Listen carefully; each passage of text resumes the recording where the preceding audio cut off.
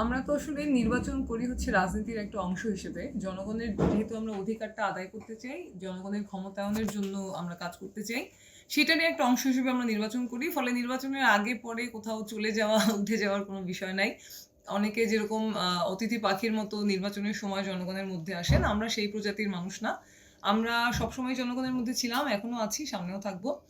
তবে আমরা বিশেষভাবে যেটা বলতে চাই যে আমরা প্রথমত যে নির্বাচনটি হয়েছে সেটা আমরা মনে করি যে এখানে যারা আমাদেরকে ভোট দিয়েছেন ২২,৪৮৬ জন মানুষ যারা আমাদেরকে সমর্থন দিয়েছেন, আমরা মনে করি যে এইরকম একটা নির্বাচন যেখানে আসলে প্রত্যেকটা নির্বাচনেই একটা টাকার প্রভাব, পেশিশক্তির প্রভাব থাকে।